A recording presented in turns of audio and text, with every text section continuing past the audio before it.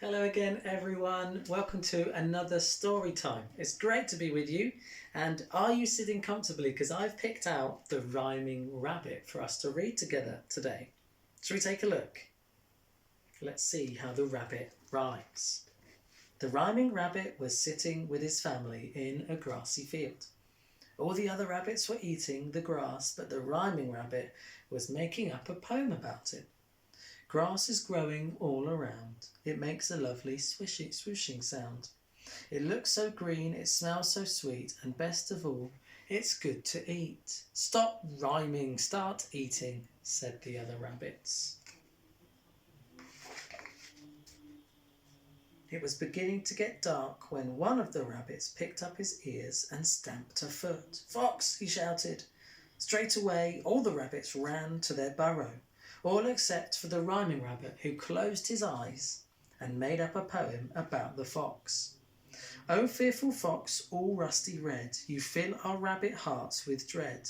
So silently you crouch and sniff until you catch our rabbit whiff. So hungrily, you cunning beast, you stalk your tasty rabbit feast. You're sly and crafty through and through, but we can run as fast as you. Don't rhyme, run! Yelled the other rabbits. The rhyming rabbit opened his eyes, saw the fox, and ran. He reached the burrow just in time for you. It was night time. The tired rabbits lay down together in their burrow, all except for the rhyming rabbit, who sat apart from the others singing a song to them. Sleep, rabbit, sleep. Snuggle up and close your eyes and listen to my lullaby. Sleep, rabbit, sleep. Dream, rabbits, dream of grassy fields and sunny hours and cabbages and cauliflowers. Dream, rabbits, dream.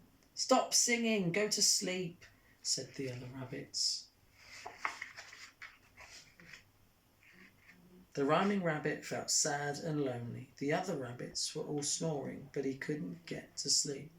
The others do nothing but moan. I'm going to go off on my own, he said to himself, and he started to dig. He dug a long tunnel, and to keep himself going, he made up a short digging poem. Dig, dig, quick, quick, scrabble, scrabble, kick, kick. And off he goes. The tunnel led him up and down and round a corner where he met a worm. The rhyming rabbit stopped in his tracks and made up a new poem. Wonderful worm deep in the soil, why do you wiggle and curl and coil? Where are you going? Where have you been? How do you manage to stay so clean? How do you change your shape like that, from long and skinny to short and fat? And one more thing that's been bothering me, how can you bear to eat earth for tea? But the worm said nothing, he had no ears, so he couldn't hear the poem.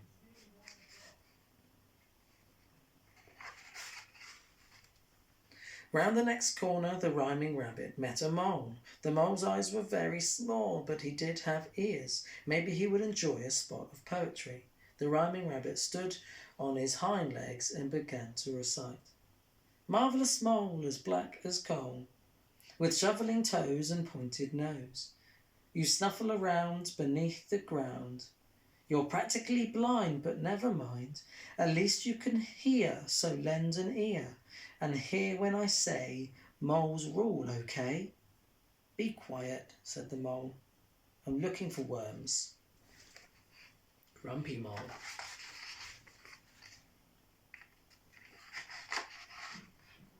The rhyming rabbit felt very lonely, but he carried on digging. He dug and he dug till he met a centipede. Straight away he thought up his best poem yet.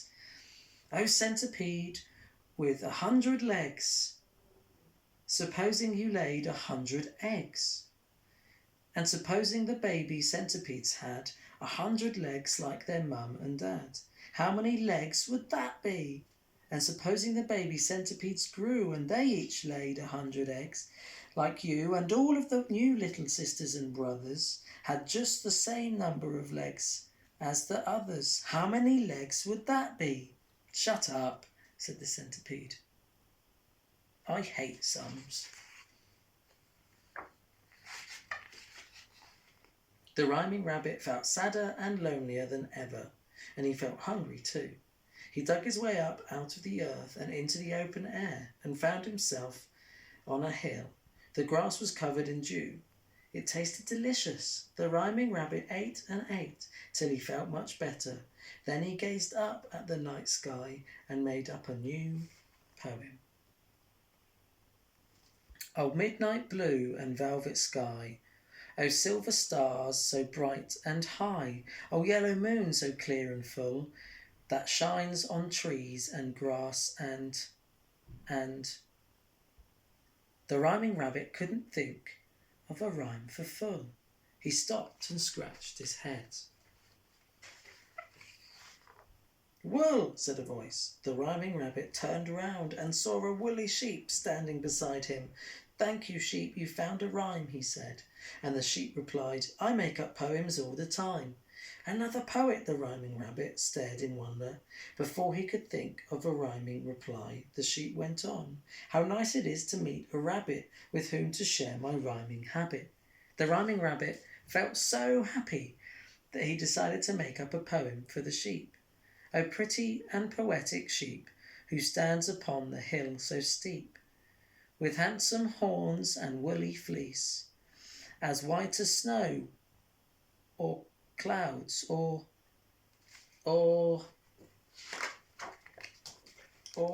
geese," suggested the sheep. She smiled at the rabbit and added, "Shall I make up a poem for you?" "Oh yes, I pray you, sheep, please do," replied the Rhyming Rabbit.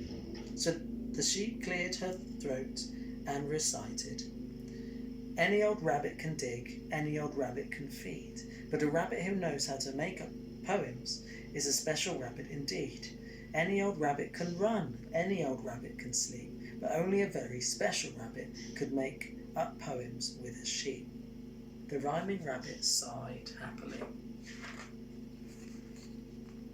The sun came up. It was a beautiful day. The Rhyming Rabbit and the sheep stayed together all day, making up poems about the sun and the flowers and the trees. As evening fell and their shadows grew long, the Rhyming Rabbit remembered his family back in the burrow, and he said to the sheep, "The others must be getting worried. Goodbye, dear friend, it's time I hurried." The sheep looked very sad and said, "You go, oh no, oh woe, oh sorrow." But the Rhyming Rabbit replied, "I will come back again tomorrow." Wasn't that great? This unique and different rabbit had a really good skill and managed to find someone else with the same skill as them. What kind of skills and talents do you have?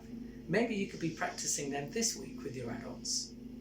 But until then, stay safe and be kind. I'll see you next week. Bye-bye.